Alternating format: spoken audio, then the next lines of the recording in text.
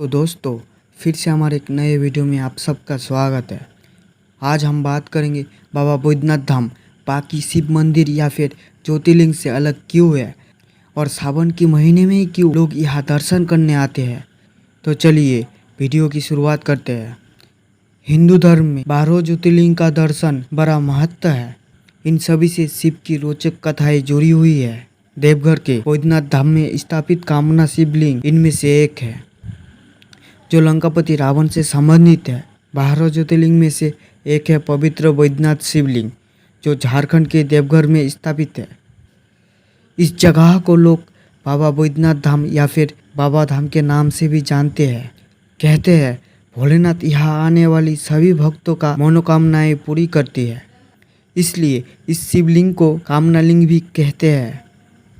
अगर इसके स्थापित की बात करें तो पौराणिक कथा के अनुसार एक बार दशानन रावण भगवान शिव को प्रसन्न करने के लिए हिमालय पर्वत पर तपस्या कर रहा था। तपस्या के दौरान दशानन रावण एक एक करके अपने सिर काटकर शिवलिंग पर चढ़ा रहा था। 9वीं सिर चढ़ाने के बाद जब रावण 10वां सिर काटने वाला था तो भोलेनाथ ने प्रसन्न होकर उसे दर्शन दिए और उसे वर मांगने को कहा। तो रावण ने कहा कि वह उन्हें अपने साथ लंका ले जाना चाहते हैं। यह सुनकर सभी देवता परेशान हो गए और ब्रह्मा जी के पास गए और कहने लगे, अगर शिव जी रावण के साथ लंका चले गए तो सृष्टि का कार्य कैसे होगा। इसके बाद ब्रह्मा जी ने भगवान शिव को सोच समझ के वरदान देने के लिए कहा। इस पर शिव जी ने रावण से कहा कि यदि तुम मुझे लंका ले जाना चाहते हो तो ले चलो, लेकिन मेरी एक शर्त रहेगी।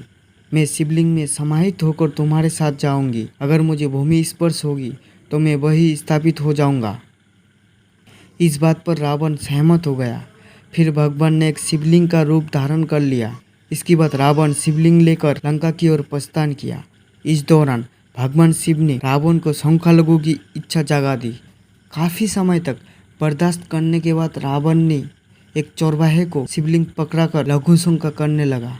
कई पुराण अनुसार यह चौरवाहे स्वयं शिवपुत्र गणेश था, जो शिवलिंग को धरती पर रखकर स्वयं गायब हो गया। इधर रावण जब लौट कर आया तो लाख कोशिश के बाद भी शिवलिंग को उठा नहीं पाया। तब रावण को भगवान की लीला का समझ हुआ और वह अत्यंत क्रोधित हो गया। क्रोधित रावण शिवलिंग को अपने अंगूठे से धरती के नीचे दबोचने लगा, लेकिन दशानन रावण शिवभक्त होने के कारण ऐसा नहीं कर पाया और शिवलिंग वही छोड़कर चला गया। पौराणिक कथा के अनुसार उसके बाद ब्रह्मा, विष्णु और अन्य देवता आकर उस शिवलिंग की पूजा करने लगी और शिवलिंग को स्थापित कर दिया। तभी से महादेव कामनालिंग के रूप में देवघर में विराजमान है। आखिर इस मंदिर का निर्माण कैसे हुआ, इसका पता आज तक नहीं चल पाया है। पुराणों की माने तो इस मंदिर का निर्माण स्वयं भगवान विश्वकर्मा ने किया था। कहते हैं कि साल 1962 में सरकार की ओर से एक और दरवाज़ा बनाने के लिए खुदाई का काम चल रहा था। उसी वक्त खुदाई कर रहे लोगों को एक मणि दिखाई दिया। जब इस मणि की जांच की गई तो पता चला ये चंद्रकांत मणि है। इसके बाद दरवाज़ा बनाने का कार्य रोक दिया गया। यहाँ का पंडितों का कहना है एक और चंद्रकांत मणि देवी लक्ष्मी की मंदिर में भी स्थापित है। मान्यता है लाखों वर्ष पहले दशानन रावण इस मणि को कुबेर से छीनकर यहाँ पर लगाई थी, जो मंदिर की भीतर शिवलिंग की ठीक ऊपर स्थापित है। इसके अलावा इस मंदिर की और एक खास बात है जो इस मंदिर को बाकियों से खास करती है। दरअसल जब माता सती ने अपनी शरीर त्याग किया था और विष्णु जी ने माता सती का देह 51 टुकड़ों में विभक्त किया था, तब एक टुकड़ा मौजूदा शिवलिंग के स्थान पर गिरा था। यह टुकड़ा माता सती का हृदय था, जो शिवलिंग से मिलकर पूर्ण हुआ। यही वजह है कि यह मंदिर एक ज्योतिर्लिंग के साथ साथ एक शक्तिपीठ भी है, जहां बाकी 11 सिर्फ ज्योतिर्लिंग है।